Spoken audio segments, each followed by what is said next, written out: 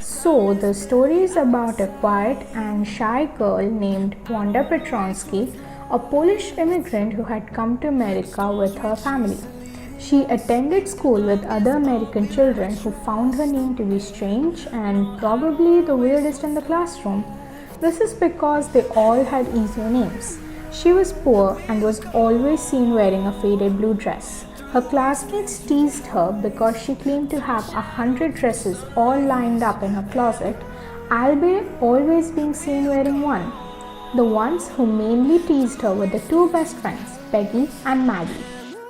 Peggy was the most famous girl in the school while anyone barely knew Wanda. Peggy and Maddie used to wait for Wanda before school even if it meant getting late. Maddie, a poor girl herself, did not like when Peggy made fun of Wanda. She feared that she could be next. She wanted Peggy to stop making fun of Wanda but could not summon courage to face her as she feared she would lose her best friend. However, Peggy's intention was never to hurt Wanda, but she was curious as to why Wanda had to lie that she had 100 dresses in her closet.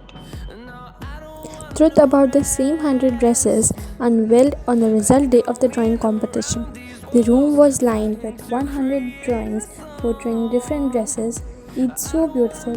That day, she truly had 100 dresses all lined up. But in the classroom, at that moment, Peggy and Maddie, who were awestruck, realized the theory of 100 dresses and felt guilty about having treated her badly.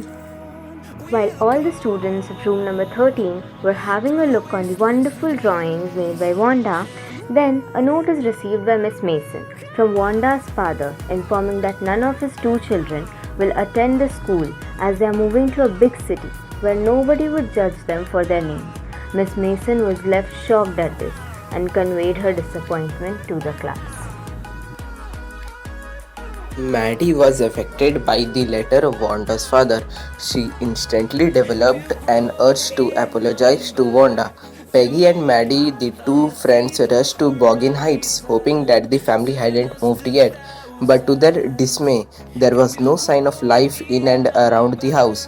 Maddie lost her sleep, thinking what a coward she was who couldn't stand against the wrong. That day, she decided that she will never let anyone tease someone like that again.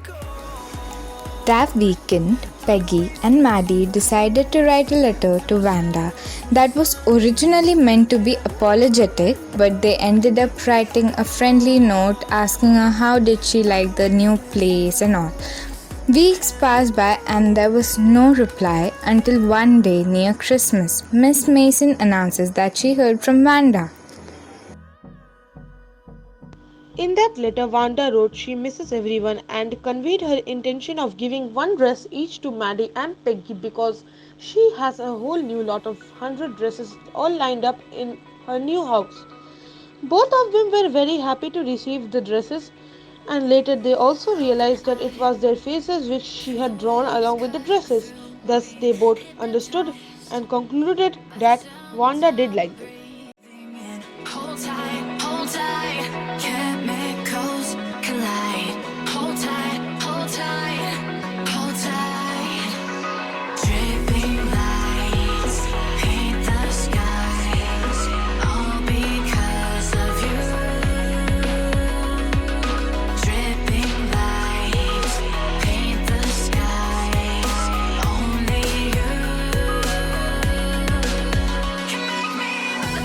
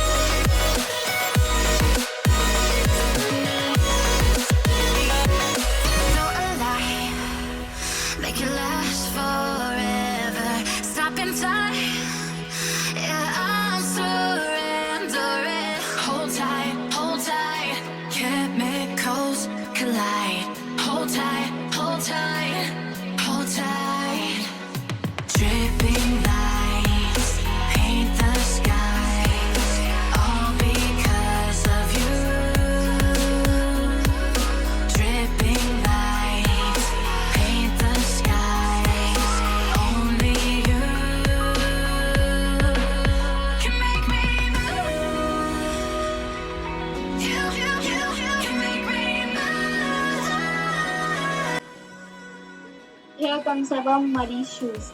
Maddie, come on, let's have some fun with her. Follow me. Wanda, tell us how many dresses did you have hanging up in your closet? Peg, I don't think we should be bothering Vanda like this. This is wrong. Though you're my best friend, but I would not support you in this. You should not be teasing her just because you have many beautiful dresses and she does not have them. I think you're right, Maddie. Wanda, I'm really sorry. It's absolutely alright. After all, we are friends. Thanks, Maddie, for taking a stand for me.